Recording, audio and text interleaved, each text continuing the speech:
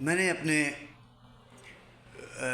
Pakistan Peoples party کے chairman کے اخبار میں شائع شدہ بیان کو بنیاد بناتے ہوئے، جس میں کارکنوں کے حوالے سے، عوام کے حوالے سے اور پیپلز پارٹی کو فعال کرنے کے حوالے سے کچھ باتیں تھیں، اس پہ اس ویڈیو کے حصہ اول میں بات رکھی ہے۔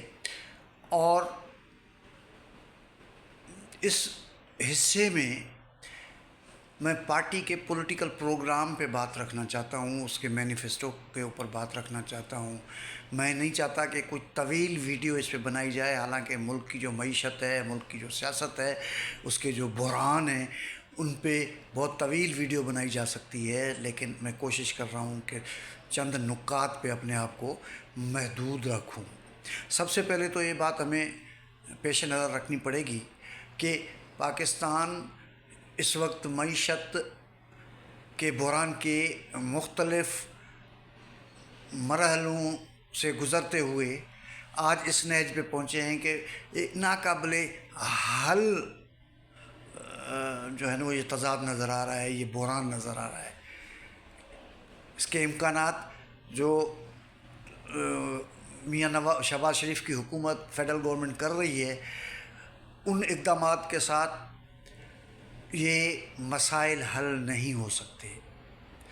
بجٹ پہ بات ہوئی، بجٹ کے بارے میں جو ہے وہ بہت چیزیں آئی ہیں، بہت لوگوں نے بات کی ہے، بہت تجزیے آئے ہیں، تفصیلی باتیں ہوئی ہیں، لیکن 99% جو تجزیہ نگار ہیں، جو صحافی ہیں، معیشت کے ماہرین ہیں، ان سب کا مشترکہ طور پہ خیال یہ ہے کہ یہ بجٹ پاکستان کے عوام کے اور خود پاکستان کی ریاست کے مسائل حل کرنے کے قابل نہیں ہے۔ دوسری بات جو ہمیں سمجھنے کی ہے کہ ریجنل پولیٹکس بدل گئی ہے۔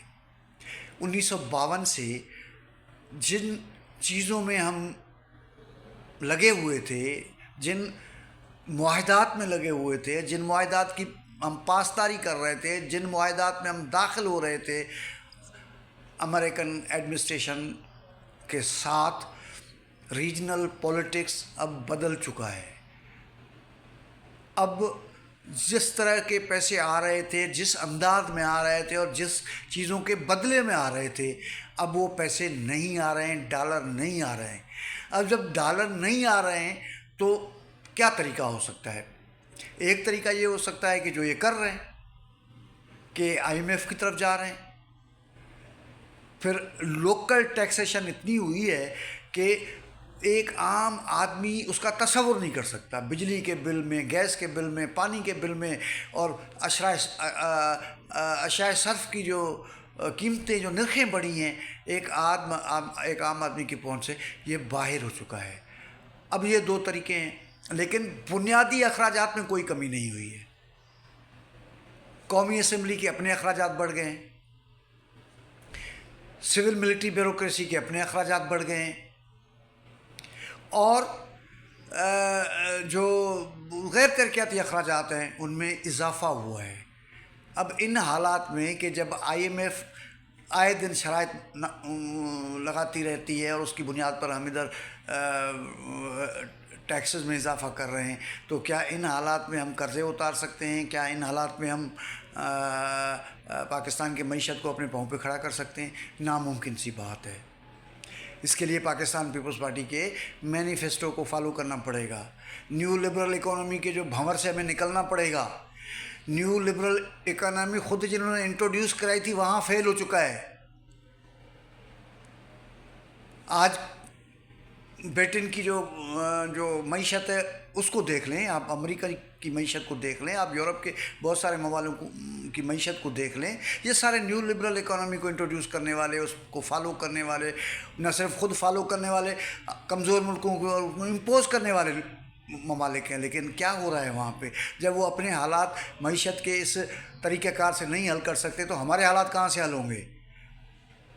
تو ہمیں ان چیزوں پر غور کرتے ہوئے نیو سوشل کنٹریکٹ، جو محترمہ بے نظیر بھٹو کا خواب تھا، جس کو جو ہے وہ کیا کہتے ہیں کمال ازور صاحب کے سربراہی میں کمیٹی اس وقت بنائی گئی تھی، لیکن وہ ہمارے ملک کی جو جو اسٹرکچر ہے، جو ڈھانچے ہیں اور جو مختلف قسم کی جو مجبوریاں ہیں، اس کے وجہ سے وہ نہیں بن سکتا، لیکن اس نہیں ہو سکا. لیکن محترمہ بے نظیر بھٹو نے اپنے ایفرٹ سے چارٹر آف ڈیموکریسی کو ضرور سائن کیا، اور اس کے بعد محترم بلاول بھٹو زرداری صاحب چارٹر آف اکانومی کی بات کر رہے ہیں. یہ ایک تسلسل ہے پاکستان پیپلز پارٹی کی کوششوں کی، لیکن اس سے بھی آگے بڑھ کے پاکستان کے عوام کے لیے کیا کرنا ہے وہ بہت ضروری ہے. اور پاکستان کے عوام کے لیے آج کے حالات میں سوائے پاکستان پیپلز پارٹی کے 1970 کے مینیفیسٹو اور پاکستان پیپلز پارٹی کے جو بنیادی ڈاکومنٹ ہے، اس سے رہنمائی لیے بغیر ہم کچھ بھی نہیں کر سکتے. کوئی بھی کچھ نہیں کر سکتا. معیشت نہیں سدھر سکتی، سیاست نہیں سدھر سکتی، اور الٹیمیٹلی ایک انریسٹ کی سچویشن کریٹ ہوگی. اور جب انریسٹ کریٹ ہوتا ہے تو پھر جو ایگزسٹنگ فورسز ہوتے ہیں، جو اسٹیٹس کو ہوتا ہے، اس کی شکل چاہے سیاست میں ہو، اس کی شکل چاہے اکانومی کی ہو، اس کی شکل چاہے انتظامیہ کی ہو، اس کی شکل چاہے سائیکالوجی کی ہو، اس کی شکل چاہے ایکیڈمک ہو، کوئی جتنی بھی شکلیں ہوتی ہیں وہ ہٹ جاتی ہیں منظرنامے سے.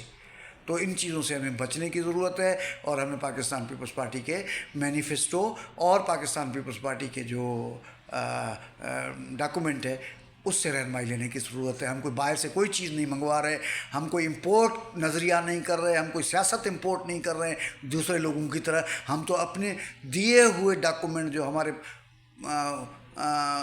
ماضی کے لیڈرشپس نے دیا ہے، ہم اس کو امپلیمنٹ کرنے کی ہمیں کوشش کرنی چاہیے. بہت شکریہ، تھینک یو ویری مچ. اگلے کی ولاگ میں کسی اور ٹاپک کے ساتھ حاضر خدمت ہوں گے. بہت شکریہ، اپنا خیال رکھیں.